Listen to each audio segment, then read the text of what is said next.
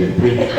I'll be quick. I feel like I'm interrupting someone else's event here, but I'll just say my bit and introduce myself here very quickly and give you a few basic things about me. Brad Trost, Member of Parliament from Saskatchewan.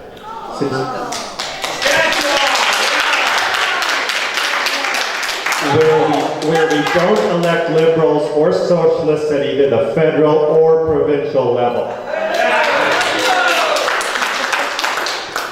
I'm a farm kid, got a couple degrees in geophysics and economics, and one of the things I want to point out, I'm the geophysicist in this race, which means when I talk about climate change, I actually know what I'm talking about.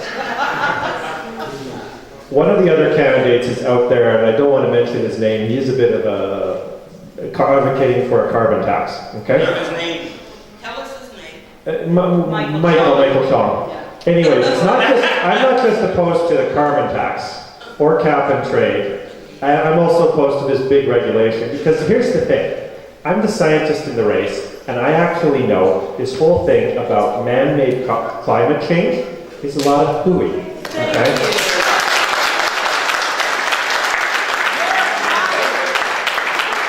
The other candidates are often just against the carbon tax, but it's the whole silly agenda these guys have that we need to be opposed to. It starts with our, I'm going to use the term loosely and ironically, friends in the United Nations who want to bring big government, impose it and spread it through our government here in Ottawa. It doesn't matter if they call it Agenda 21, carbon tax, whatever it is, it's a power grab meant to try to interfere in your life. That's what it is.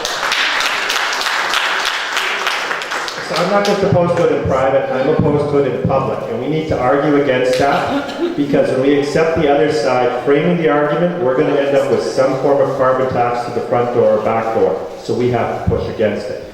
So like I was saying, farm kid from Saskatchewan, first elected in 2004, trained as a geophysicist. Private members' bills in the House of Commons right now, working to privatize the CBC. Yeah. $1.2 billion a year. Our money spent to compete against journalists and programs who are out there in a free market competing to sell their ideas. Those are the things we need to do. Those are the things we as Conservatives need to stand for. So who's Brad Trost, the Conservative candidate, the Conservative wing of the Conservative Party? Socially conservative, fiscally conservative, strong supporter of law-abiding firearms owners, right? I have a 270 Savage and a 12-gauge Remington. Yeah. And my wife scolds me because I'm a lousy shot. My wife's from Mongolia. Her dad used to hunt wolves and things like that over there. And she thinks I should always come home with a pile of meat. So it can be tough to live up to expectations when your late father-in-law was a crack shot. So that gives you a little bit of an idea of who I am. I'll just take questions now because I threw out a couple ideas. I don't know what totally interests you, but I'll just do Q&A quickly so I don't interrupt the rest of your meeting here. So, first question. So, what do you think your chances are? There are 12 candidates, so this is a complete jump ball. I will tell you, the fact that I'm taking strong, clear positions on things like the climate change nonsense has a lot of rank and file party members backing me. I'm also social conservative, and those people have felt really disenfranchised by sort of the elite of our party telling them what to think. They're selling memberships for me by the hundreds, if not already into the thousands. So I think I've got a chance at the preferential ballot. We'll see how this goes. I have really no idea at this point, but I've got a better chance, I would say, than most of the field, and there's no favorite in this at all. So depends on people like you. Okay, the gentleman in the toque back there. Will you take a position openly, publicly on equalization and the charter? Will you discuss any of that during this run? I could. We'll ask questions. Notwithstanding clause is the best thing in the Charter of Rights, is what I'll tell people. Because the Charter of Rights brought in by Trudeau is used to override the supremacy of Parliament. Interestingly enough, both NDP and Conservative premiers from Western Canada fought for the notwithstanding clause, which says our elected representatives get to hold the judiciary to account and force them to deal with the people. We in the Conservative Party should proudly use that element of our Westminster British parliamentary tradition to actually say we represent the people and they have the final say on these issues. So I think we need to use the notwithstanding clause to hold back the judges and their power grabs, which they often justify through the Charter rights. Okay, and equalization, could you explain on that one so I can answer it properly? Follow-up, equalization. The legalized money laundering, our money going into Quebec decade after decade. Anybody going to discuss this? I can talk about it. Problem with equalization, it's part of the Constitution baked in there. So what we should do is we should cut out a lot of the double counting that's done when it's done. And also equalization is used to discourage economic growth. Provinces like New Brunswick, rather than using their natural resource well, are paid to leave it in the ground. That's not good for them, that's not good for you. People want to work and they want to go out there and they want to produce stuff. Instead, we're taking money from Alberta, Saskatchewan, and not always. Got to hand it to your premier. She's done a great job at wrecking your economy. And more historically from Ontario to other parts of the country to help kill their economy. It's a strange thing to do. Okay. Thank you. Gentleman with the glasses, and then I'm coming forward to the gentleman with the sweater. On Maxime Bernier's point of view, there's some good things, such as the supply marketing board and the maple syrup and so forth. Do you stand almost the same way as Maxime Bernier on Let me repeat this question. On economic issues, do you stand with Maxime Bernier on most issues? Yes. I would say I stand with him on most, but not all issues. Let me say the big one he's known for is supply management. Okay? I'm not a huge fan of supply management, but I don't advocate scrapping it. Okay? Let me tell you, if you scrap supply management, the federal government has to come up with $25 billion. That is an absolute huge tax burden to the average Canadian out there. The other thing is this, okay? Even if you absolutely despise supply management, the guys who have in good faith bought and paid for quota, okay? That is a property right that they have paid for. So we cannot just take it away without compensation, without violating their property rights. So you do one of two things if you're taking Max's position on that.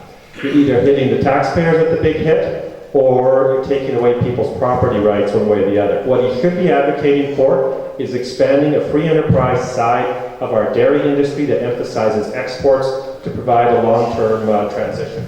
But on other issues, I agree with him on ending corporate welfare to places like Bombardier. I mentioned cutting corporate welfare to the CBC, which is the biggest corporate welfare thing in the country. So on a lot of issues I agree with him, but not everything. One of his tax proposals for businesses actually puts a backdoor loophole subsidy in for some kinds of businesses, but not others. We should bring down taxes across the board for everyone, but cut out special interest loopholes. Coming forward to the gentleman. Just wondering, do you support open carry in the United States? Do I support open carry inside the United States?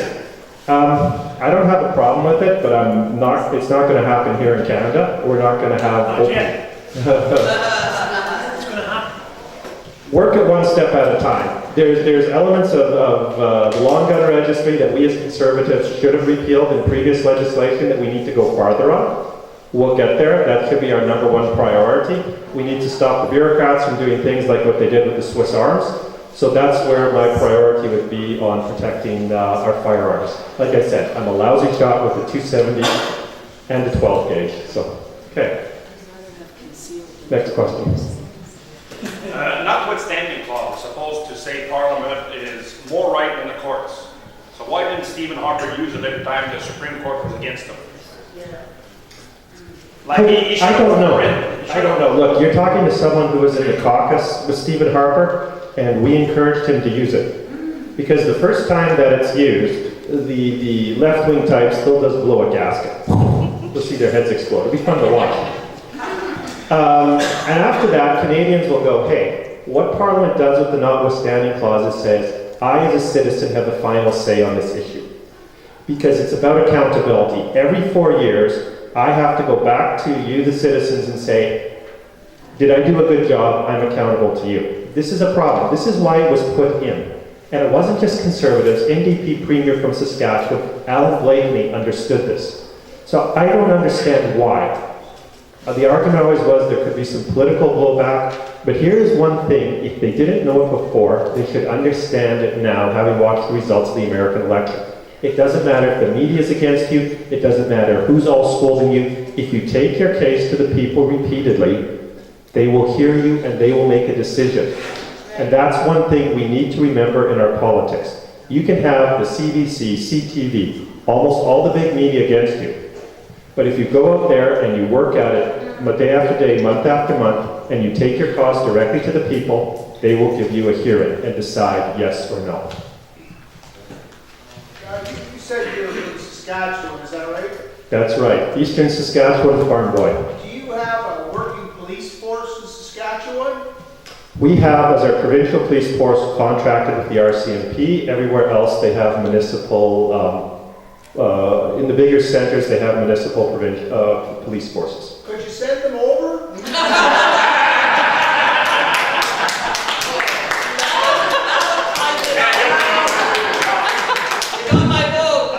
Just one thing I've observed here. In Saskatchewan, we have our police doing policing. They don't all stand at construction sites supervising construction. Okay, I'll do one quick question here. I apologize for taking the time of the other speakers. Lady at the back. Okay, when Mr. Obama came to Ottawa in June... I did not can 4 more years. No, but when he talked about the North American Union, I saw the Liberals, the NDP, the Conservatives, and the Senate all stand up and give him a standing ovation. Yeah. So I know that it's not working out very well in the EU because of Brexit, because of all the laws that Brussels is doing, non-elected government officials, making laws that governments have to abide by. So what are your thoughts on the North American Union? Bigger government is bad government. Okay? I have to admit, I was there and I don't quite remember what he's referring to. But let me just say this. I am all for free trade when it means getting rid of government barriers between people trading as individuals. That's what free trade is about. But when we have agreements, and the European Union was an absolute first-rate example of this, as is a lot of the agreements the United Nations and other groups are pushing for. When these agreements are about bigger government being formed, what they do is they don't enhance people's individual freedom.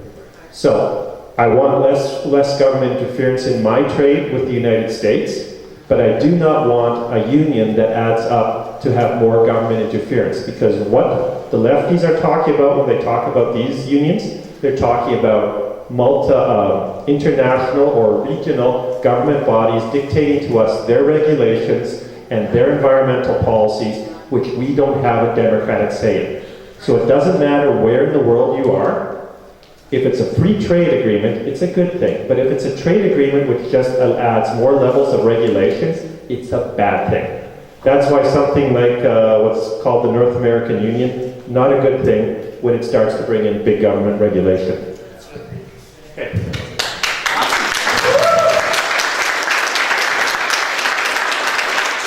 Thank you, Brad for Leader.ca.